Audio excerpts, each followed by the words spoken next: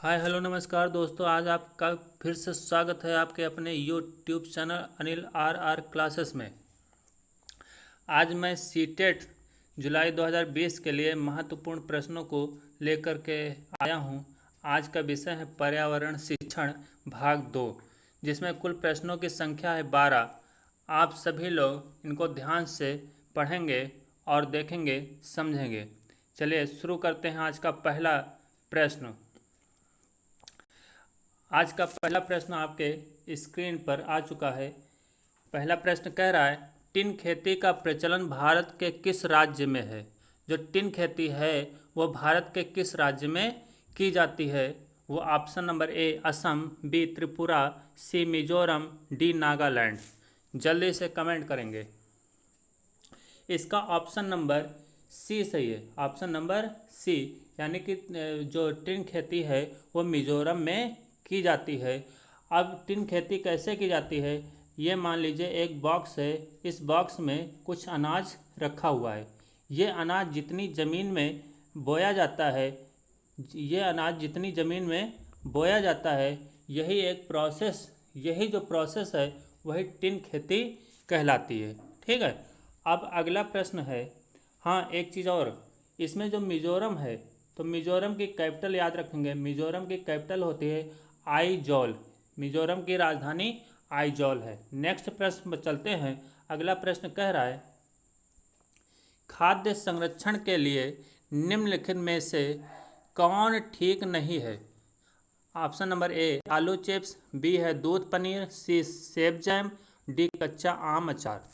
तो इसमें option number B सही है। ऑप्शन नंबर बी, यानी कि दूध पनीर जो है ना, आप उसे संरक्षित नहीं रख सकते हैं काफ़ी समय तक। ठीक है। और बाकी हर एक चीज़ आप रख सकते हैं। आलू चिप्स भी रख सकते हैं, सेब जैम भी रख सकते हैं, कच्चा आम अचार भी रख सकते हैं। तो ऑप्शन नंबर इसका बी सही है। ठीक है। नेक्स्ट प्रश्न पर चलते हैं।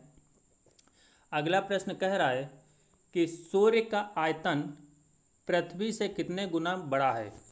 Option number A 11 lakh, B है 13 लाख, सी 15 लाख, डी है इनमें से कोई नहीं।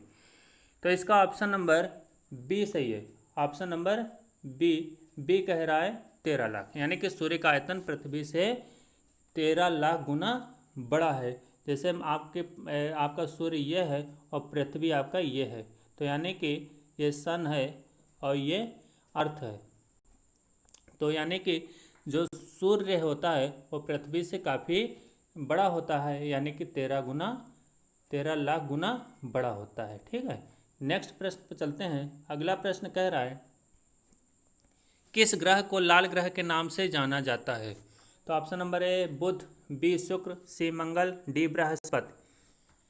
तो इसका ऑप्शन नंबर सी सही है। ऑप्शन नंबर सी कह रहा है मंगल ग्रह, यानी कि लाल ग्रह के नाम से मंगल ग्रह को हम जानते हैं। ऐसा लाल ग्रह क्यों होता है?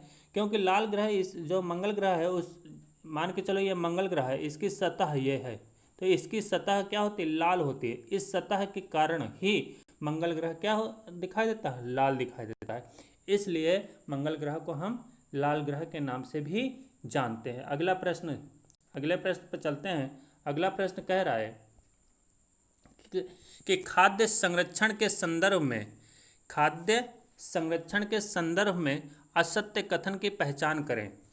ऑप्शन नंबर ए पत्तेदार सब्जियां पानी में डुबोकर संरक्षित रखी जाती हैं, बी है दूध को उबालकर संरक्षित रखा जाता है, सी है आलू प्याज को नमी से दूर रखकर सूखे स्थान पर रखा जाता है, और डी है उपर्युक्त सभी। तो इसका ऑप्शन नंबर ए सही है, यानी पत्तेदार सब्जियां पानी में डुबोकर संरक्षित रखी जाती हैं। यानी कि मतलब ये असत्य ढूंढना, तो असत्य आपका यही है। ठीक है। क्यों? क्योंकि अगर जो पत्तेदार सब्जियां पानी में डुबोकर के रखेंगे तो वो क्या हो जाएंगी? सड़ जाएंगी। इसलिए यही क्या है? असत्य है। यानी कि इसके लिए आपका ऑप्शन नंबर यही सही है। ठीक है। नेक्स्ट प्रश्न पर चलते हैं। अगला प्रश्न कह रहा है कि केचुआ के संदर्भ में असत्य कथन की पहचान करें। मतलब आपको असत्य कथन ही ढूंढना जो गलत हो। ए है यह सरीसृप प्रजाति का जीव है, बी इसकी आयु लगभग 12 वर्ष होती है, सी इसकी लंबाई लगभग 14 इंच होती है, डी यह किसानों का मित्र है। तो इसका ऑप्शन नंबर बी सही है। ऑप्शन नंबर बी, इसकी आयु लगभग 12 वर्ष होती है, जो कि यही आपका ऑप्शन असत्य वाला है। ठीक है, तो अब बाकी सही है। यह किसानों का मित्र होता है, ये तो बिल्कुल सही है ना, किसानों का मित्र केंचुआ होता है। इसके बाद 12 इंच मतलब इसकी लंबाई लगभग 14 इंच होती है, ये भी सही था। यह सरीसृप प्रजाति का जीव है। सरीसृप का मतलब होता है रेंगने वाला, यानी कि जो रेंगता है जीव वह सरीसृप कहलाता है। तो यानी सरीसृप प्रजाति का जीव भी केचुआ है। ठीक है, तो असत्य ढूंढना, तो असत्य आपका ऑप्शन नंबर बी है। ठीक है, तो नेक्स्ट प्रश्न पर चलते हैं। अगला प्रश्न कह रहा है खेल विधि का सही अर्थ है। ऑप्शन नंबर ए, बालक की मनोरंजन की इच्छा की पूर्ति मात्र। बी है बालक को खेल की पूर्ण स्वाधीनता मात्र। सी है बालकों की खेल प्रवृत्ति को संतुष्ट करते हुए लाभप्रद परिणाम निकालना। डी उपरोक्त सभी। तो जल्दी से कमेंट करेंगे अपने उत्तर को। तो इसका ऑप्शन नंबर सी सही है। बालकों की खेल प्रवृत्ति को संतुष्ट करते हुए लाभप्रद परिणाम निकालना। सी आपका ऑप्शन नंबर सही है। और बाई ट्रिक से भी मैंने इसमें बताए थे, पहले की वीडियो आपने देखा होगा तो उसमें भी बहुत विस्तृत बताया है कि बाई ट्रिक से कैसे आप निकाल सकते हैं। देखेंगे इसमें ऑप्शन नंबर ए देखेंगे, बालक की मनोरंजन की इच्छा की पूर्ति मात्र। तो देखेंगे ये मात्र शब्द आ गया, हमने कहा था मात्र शब्द निगेटिव होता है, तो ये भी आपका गलत हो गया। इसके बाद बी है बालकों को खेल की पूर्ण स्वाधीनता मात्र। तो यहाँ पर भी मात्र आ गया, तो ये भी नेगेटिव वर्ड है, यानी कि नकारात्मक शब्द है। इसके बाद उपरोक्त तो सभी जब ये दो हट ही गए तो डी वाला तो वैसे भी हट जाएगा। ठीक है, बच्चा कौन सी, तो आपका ऑप्शन नंबर सी ही सही होगा। ठीक है, तो इस तरीके से आंसर निकल पाएगा। नेक्स्ट सवाल पर चलते हैं। अगला सवाल कह रहा है कि पर्यावरण अध्ययन की कक्षा में अवधारणा को स्पष्ट करने के लिए कविता और कहानी कथन का प्रयोग करना। ऑप्शन नंबर ए, बच्चों में विद्यमान भाषिक एवं सांस्कृतिक विविधता को ध्यान में रखा जाता है। बी है उचित दिशा में बच्चों की ऊर्जा को संकेंद्रित करता है। सी, पाठ को आनंददायक और रोचक बनाने में मदद करता है। और डी, स्थानीय एवं विश्व स्तर पर संसार की प्रकृति को खोजने और कल्पना करने की योग्यता का विकास करने में मदद करता है। तो इसका ऑप्शन नंबर कौन सा सही है, जल्दी से कमेंट करेंगे अपने अपने उत्तर को। इसका ऑप्शन नंबर डी सही है।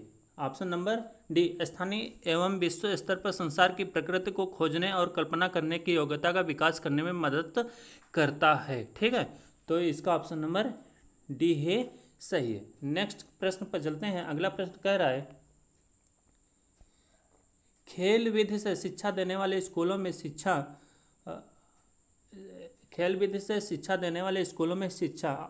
ऑप्शन नंबर ए, पर कोई व्यय नहीं होता है। ऑप्शन नंबर बी, बहुत महंगी पड़ती है। सी, देने वाली शिक्षा की भूमिका समाप्त हो जाती है। और डी, पर्यावरण का एक भाग बन जाती है। तो इसका ऑप्शन नंबर कि कौन सा सही है, इसका ऑप्शन नंबर डी सही है, पर्यावरण का एक भाग बन जाती है। ठीक है, तो इसलिए ऑप्शन नंबर डी से, खेल विधि से शिक्षा देने वाले स्कूलों में शिक्षा पर्यावरण का एक भाग बन जाती है। अब इसके बाद आप नेक्स्ट प्रश्न पर चलते हैं। अगला प्रश्न कह रहा है विचार विनिमय संबंधी क्रियाकलाप है। कौन सा क्रियाकलाप है? ऑप्शन नंबर ए, चित्रण। B, project. C, seminar. D, प्रदर्शनियाँ। तो इसका ऑप्शन नंबर सी सही है, सेमिनार। सेमिनार यह होता है जैसे दो व्यक्ति हैं, क्या हैं, दो व्यक्ति हैं, और ये इन्होंने अपनी भाषा को व्यक्त किया, इनको बताया, और इन्होंने अपनी भाषा में इनसे बात की, यानी कि एक दूसरे से क्या है, आदान प्रदान कर रहे हैं, है ना। इन्होंने अपनी भाषा इनको बताई, इनके समझ में आ गई, और इन्होंने अपनी भाषा इनको बताई तो इनके समझ में आ गई। तो कहने का मतलब आदान प्रदान, यानी कि विचार विनिमय। इन्होंने अपने विचार इनको दिए और इन्होंने अपने विचार इनको दिए, है ना। तो इस तरीके से ये क्या कहलाता है, विचार विनिमय संबंधी क्रियाकलाप। तो ऑप्शन नंबर सी इसका सही है। नेक्स्ट प्रश्न पर चलते हैं। अगला प्रश्न कह रहा है पर्यावरणीय प्रदूषण पर दिया जाने वाला दत्त कार्य निम्न में से किस प्रकार छात्रों की सहायता करता है। दत्त कार्य क्या होता है ध्यान रखेंगे। ये जो दत्त कार्य है, दत्त कार्य होता है HW, जिसे हम बोलते हैं होमवर्क। क्या बोलते हैं? होमवर्क। इसके बाद होमवर्क बोलते हैं तो उसे को ही हम कहते हैं दत्त कार्य, चाहे गृह कार्य बोले चाहे होमवर्क। ऑप्शन नंबर ए, पर्यावरणीय प्रदूषण पर बच्चों को सूचना खोजने, अपने विचारों का निर्माण करने और उन पर संवेदनशीलता जागृत करने का अवसर प्रदान कराते हैं। ऑप्शन नंबर बी, दत्त कार्य छात्रों के साथ साथ अभिभावकों को भी जागृत करता है। सी है, प्रतिदिन पर्यावरण प्रदूषण पर गृह कार्य तथा कक्षा में अभ्यास कार्य के रूप में दत्त कार्य छात्र में जागरूकता का विकास करता है। और डी है उपरोक्त सभी। तो इसका ऑप्शन नंबर ए सही है, यानी कि पर्यावरणीय प्रदूषण पर बच्चों को सूचना खोजने, अपने विचारों का निर्माण करने और उन पर संवेदनशीलता जागृत करने का अवसर प्रदान कराते हैं। ठीक है, नेक्स्ट प्रश्न है, क्योंकि आप यहाँ पर देख लीजिए, जो अभिभावकों को जागृत करता है, तो अभिभावकों को जागृत करता है तो दत्त कार्य का मतलब होमवर्क ये नहीं होता है। होमवर्क अभिभावकों के लिए नहीं होता है, इसलिए यह गलत हो गया। और उपरोक्त सभी ये भी चला गया। बच्चे कौन? ऊपर और नीचे, यानी कि ए वाला बच्चा और सी। अब कहा गया प्रतिदिन पर्यावरण प्रदूषण पर, यानी कि सी नंबर, प्रतिदिन पर्यावरण प्रदूषण पर गृह कार्य तथा कक्षा में अभ्यास कार्य के रूप में, आप क्या है, रूप में दत्त कार्य छात्र में जागरूकता का विकास करता है। पहली बात तो ध्यान देंगे, प्रतिदिन शब्द आ गया, ये प्रतिदिन जो है ना निगेटिव वर्ड है, तो इसलिए हमेशा ध्यान देना नकारात्मक शब्द को छोड़ देना है। जहाँ पर भी नकारात्मक शब्द आ जाए तो वो आपका जो ऑप्शन होगा वो गलत ही माना जाएगा, असत्य के रूप में आएगा। ठीक है, तो ऑप्शन नंबर कौन बचा? ए, इसलिए आपका ऑप्शन नंबर ए ही सही होगा। ठीक है, नेक्स्ट प्रश्न पर चलते हैं। अगला प्रश्न कह रहा है कि भोर का तारा किस ग्रह को कहा जाता है। ऑप्शन नंबर ए शुक्र, बी है मंगल, सी बृहस्पति और डी है शनि।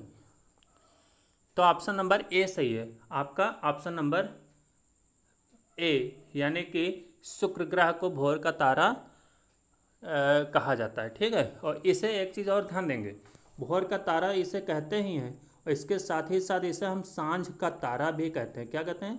सांझ का तारा। ठीक है, इसे सांझ का तारा के नाम से भी जानते हैं।